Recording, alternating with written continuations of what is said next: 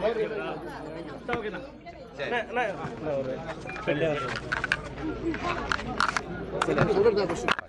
Actually Annamalai பேசும்போது கல்வியில் சிறந்த மாநிலம் தமிழ்நாடுன்னு முதல்வர் சொல்கிறது வந்து மாயபிம்பம் அப்படின்னு சொல்கிறாரு.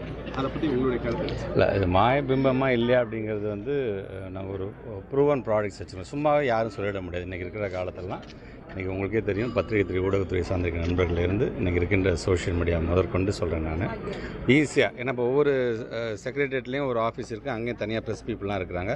ஸோ ஜஸ்ட் லைக் தட் எந்த பொலிட்டிஷியன்ஸாக இருந்தாலுமே ஒரு தரவுகளை வந்து அவ்வளோ ஈஸியெல்லாம் கொடுத்துட்டு போயிட முடியாது. ஸோ நாங்கள் வந்து ப்ரூவன் ப்ராடக்ட்ஸ் நாங்கள் வச்சுருக்கோம். நாங்கள் எவ்வளோ பேர் நாங்கள் வந்து ப்ரீமியம் இன்ஸ்டியூஷன்ஸ் நாங்கள் அமைச்சிருக்கோம். நாங்கள் இப்போ அவங்க சொல்கிறாங்க பார்த்தீங்களா, ஒரு அறிக்கையின் மூலமாக வந்து ட்ராப் அவுட்லாம் அவ்வளோ இருக்குது அப்படிங்கிறது. ட்ராப் அவுட் அப்படிங்கிறது இன்றைக்கி குழந்தை ஒரு வாரமாக வரலன்னா திருப்பி எங்கள் டீச்சர்ஸ் போய் அவங்க வந்து கூட்டிகிட்டு வரதுக்கான அதுக்கு வந்து ஒரு கட் ஆஃப் டேட் அப்படிலாம் ஒன்றும் கிடையாது. இது ஆன்கோயிங் ப்ராசஸ். இன்றைக்கி போய்ட்டால் திருப்பி 1 வீக்கில் திருப்பி அந்த குழந்தைங்க கொண்டு வந்து சேர்க்கறதுக்கான பணியை எங்களுடைய ஆசிரியர் பெருமக்கள் ஒவ்வொருத்தரும் டெடிக்கேட்டாக தான் புள்ள மாதிரி தான் எல்லாத்தையுமே கொண்டு. ஸோ ட்ராப் அவுட் ரேஷியோ என்னை பொறுத்த வரைக்கும் திருப்பி நான் சொல்கிறேன், நீங்கள் பத்திரிகை துறை ஊடகத்துறை சார்ந்த நண்பர்கள்கிட்ட பீயிங் எஜுகேஷன் மினிஸ்டர் அதுக்கு நானே பொறுப்பேற்றுக்கிறேன். ஒட்டுமொத்தமாக நம்முடைய இந்தியாவில் தமிழ்நாட்டில் தான் எலிமெண்ட்ரி ஸ்கூலில் ட்ராப் அவுட் ரேஷியோ 0 இருக்குது.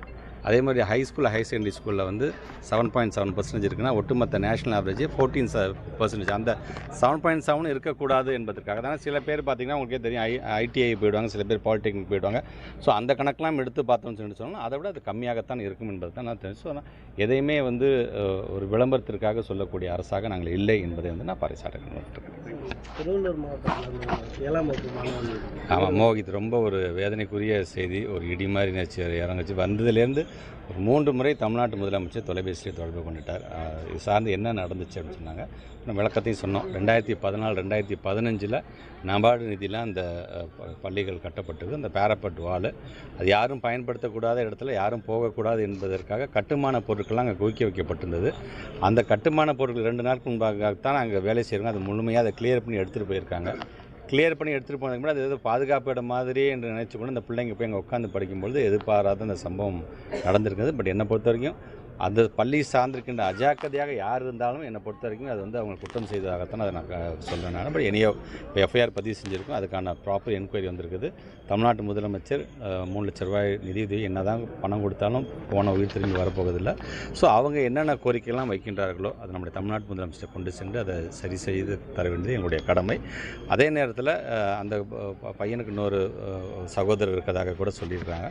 கலெக்டர் ஆஃபீஸில் நான் கூப்பிட்டு சொல்லியிருக்கேன். அந்த சகோதரருக்கு என்ன தேவையோ கல்வி சார்ந்து நம்ம என்னென்ன உதவி செய்ய வேண்டுமோ அதை முழுமையாக செய்த வேண்டும். முழுமையாக அந்த குடும்பத்திற்கு பக்கபலமாக நாம் இருந்திட வேண்டும் என்பது தான் இந்த நேரத்தில் நான் தெரிவிக்கிறேன். கடமை சார், இப்போ ஸ்ரீரங்கம் மாநகராட்சி பள்ளி ஒன்று அம்மா மண்டபத்தில் ரங்கநாதர் மெட்ரிகுலேஷன் இது 8ஆம் வகுப்பு படிக்கும் மாணவர்கள் அவங்களுக்கு விளையாட்டு மைதானம் அங்கே இல்லை. பக்கத்தில் இருக்கக்கூடிய ஒரு காலி கிரவுண்டு வந்து மாநகராட்சிக்கு சொந்தமான இடமா இருக்குது.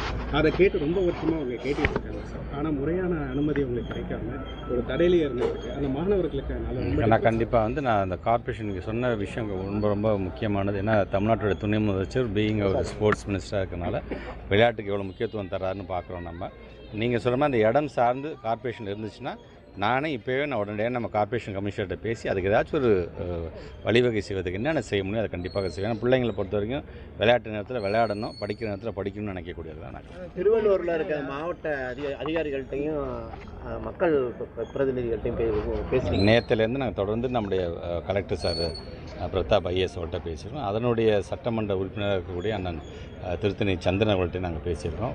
முதலமைச்சர் அலுவலகத்தில் பேசியிருக்கோம். நாங்கள் அங்கே இருக்கின்ற சிஓஸ் மூலமாக என்ன நடந்திருக்கு, ஃபஸ்ட் ஹேண்ட் இன்ஃபர்மேஷன் என்ன அப்படிங்கிறதையும் முழுமையாக வாங்கியிருக்கின்றோம். பட் வழக்கு பதிவு செய்யப்பட்டிருக்கின்றது. அது சார்ந்து ஒரு பணிகள் நடக்குது என்று சொன்னாலும் அந்த குடும்பத்தை சார்ந்திருக்கின்ற ஒவ்வொருவர்களுக்கும் நாங்கள் இந்த நேரத்தில் நாங்கள் வந்து உறுதுணையாக இருக்க வேண்டியது எங்களுடைய கடமையாக. நீதிமன்ற அவமதி வழக்கில் வந்து ஜிஎஸ் சாமிநாதன் கோர்ட்டு உத்தரவு எது சார்ந்து சொல்லுங்கள்? திருப்பரங்குன்றம் பிரச்சனை. திருப்பரங்குன்றம் சார்ந்தா? சரி, வெறும் பள்ளிக்கல்வித்துறை சார்ந்து மட்டும் பதில் சொல்லுங்கள். தேங்க்யூ.